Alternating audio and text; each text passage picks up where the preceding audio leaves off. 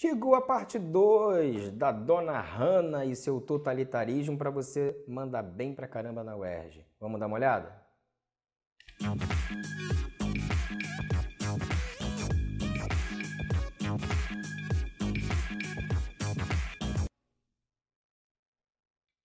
Então, pessoal, sou Júlio Amorim, professor de redação, diretor do Foco Medicina, e a gente vai continuar hoje a parte 2, como eu tinha prometido na semana passada, entender melhor a relação da Hannah com a obra, com a redação. Vamos dar uma seguida nisso? Vamos continuar? Mas, parou? Pegou papel? Pegou caneta? Parou? Curte lá a nossa página, faz um comentário, compartilha e vamos cair para dentro. Bem, como eu tinha dito, parte 2 chegou. E aí a gente vai encorpar um pouquinho mais e falar da obra. Mas antes, o que tem desse totalitarismo da Hannah em 1984? A gente já viu lá atrás, algumas semaninhas atrás, quando eu fiz um resuminho. Para quem não assistiu, volta umas aulinhas atrás para poder ver o resuminho de 1984. Bati um papo com vocês, falando um pouquinho sobre o livro, as características da obra, do autor, quais eram as concepções principais, mas, enfim, todo mundo sabe, porque já viu o vídeo, eu espero, que esse livro foi baseado em todas as grandes modificações do século XX, no meio dessas crises e de guerras da Primeira e Segunda, desses conflitos mundiais, e que formaram um senso crítico de sistemas políticos completamente peculiares e que denunciavam, todas as atrocidades que eram feitas com aqueles que simplesmente não seguissem os seus dogmas. E, claro, dentro dessa ótica, houve uma conscientização muito grande por aquilo que a sociedade passava, não só da época, e uma tentativa do próprio autor em, você do futuro, preste atenção, cara. Preste atenção nesse regime totalitarista que a gente está vivendo. Se a gente está vivendo isso agora, como é que deve ser no futuro? Mas mostrando como é que as pessoas poderiam agir para fugir dessa opressão social. E o autor, dentro dessa linguagem metafórica, ele desmistifica por inteiro a ideia de uma sociedade coletiva e coloca várias e várias reflexões em como a manipulação ela está ali, simplesmente para criar uma grande submissão na sociedade e dar segurança exatamente àquilo que o governo quer. Existe um professor chamado Ivanir Pavlov que ele faz uma análise muito peculiar do livro. Lê comigo para você amadurecer a ideia.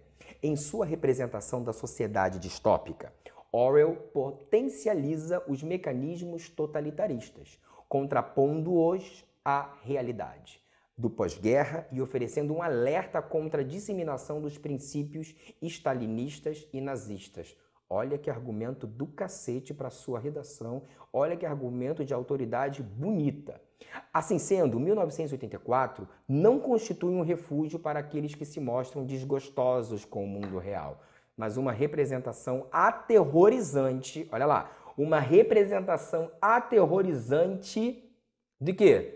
De um futuro possível, fundamentado sobre os aspectos concretos do panorama sociopolítico do final da década de 40. Cara, tu para analisar o que a gente tem vivido hoje, é ou não é uma profecia? Vamos seguir.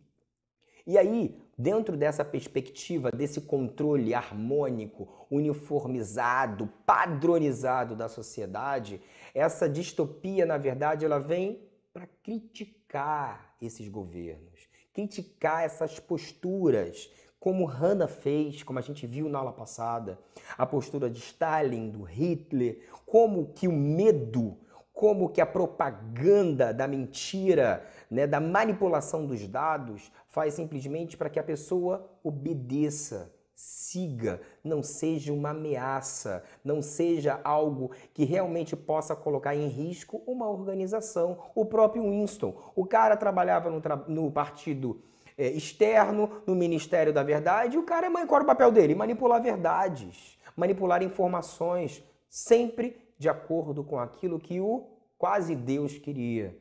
Que na realidade era o Deus deles, O Big Brother lá, o grande irmão era o Deus do cara, porque eles queriam estabilidade do governo e todo mundo ali, Uma diquinha, estuda Corpo Dócil de Foucault. É uma boa argumentação também. Depois eu falo disso. E aí, como a gente já viu, o Winston tinha uma grande inconformidade com isso. Pô, o cara tinha contato, o cara manipulava todas as informações do partido, da própria população. E onde é que era isso? Numa antiga Londres. Lá é basicamente o local do enredo, o local da história. E onde haviam as teletelas, que a gente já viu também lá na nossa aula lá atrás, que são esses televisores particulares, uma câmerazinha na sua casa, para olhar a hora que ele dormia, a hora que ele acordava, a hora que ele fazia sua alimentação, se fazia exercício e tudo mais. Todos participantes do Wingsock, com a seguinte frase: o grande irmão zela por ti. Lembra do totalitarismo que a gente conversou há pouco tempo? Exatamente. São métodos de controle sociais.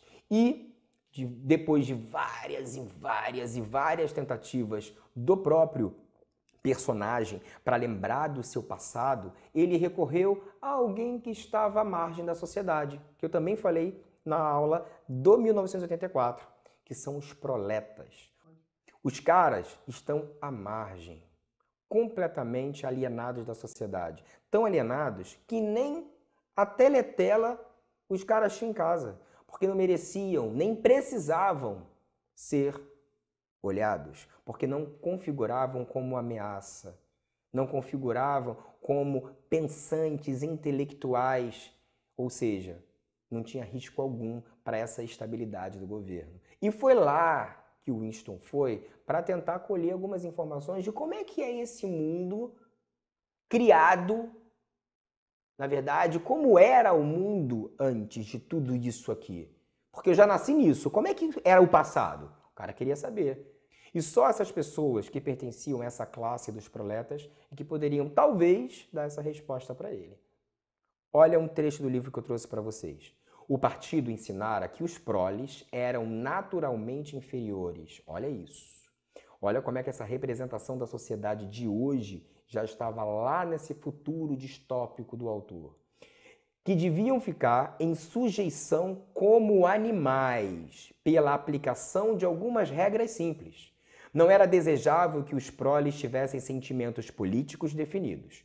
Tudo o que se lhes exigia era uma espécie de patriotismo primitivo ao qual se podia apelar, sempre que fosse necessário levá-los a aceitar rações menores ou maior expediente de trabalho.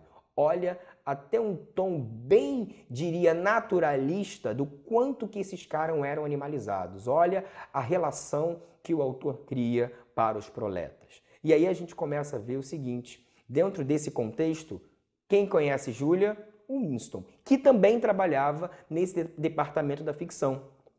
Ambos continuavam, contra todos esses dogmas do governo. Claro que eles se encontravam escondidos, porque o casamento só podia existir para fins de procriação. E ali eles, além de um relacionamento amoroso, se apaixonaram, eles tinham em comum essa inconformidade com o governo, até porque eles estavam lá dentro, eles manipulavam todas essas informações. E aí o Winston foi enganado por O'Brien, que ele achou que estava, mesmo lá dentro do ministério, contra o partido. Onde é que foi parar? No bendito quarto 101. E aí a gente já sabe o que aconteceu. Foram curados. Júlia conseguiu fugir, mas foram curados. O que a gente consegue perceber dentro disso? Fácil. Todos que tentam romper com o modelo totalitarista, ditatorial, sofrem. A gente viu isso na realidade, a Hannah mostrou isso na obra pra gente, com Hitler, com Stalin. A Hannah, sofreu isso na pele, e o Winston também. Metaforicamente, que lugar é esse de sofrimento? O quarto 101. E aí, na verdade, todo mundo que viveu tanto na realidade quanto na obra precisou ser curado. O que é ser curado? Curado é ser calado. É aceitar que todo regime ditatorial, ele basicamente é isso. Nós não temos como questioná-lo. E era exatamente isso que a Hannah criticou nos seus amigos intelectuais da época, a passividade. Foi isso que Winston tentou fazer, mas infelizmente, como o livro diz, o cara foi curado. Bem, dentro disso, a gente começa a ter uma grande percepção do quanto que o estudo da Hannah Arendt pode contribuir para esse livro e, sobretudo, para a nossa redação da UERJ. Na nossa próxima aula, eu vou trazer uma redação mostrando para vocês como esse conceito, como a ideia da Hannah foi utilizada para que fique tudo muito claro. Tá certo? Curtiu? Compartilhou? Não esquece de deixar seu comentário. Até a próxima aula.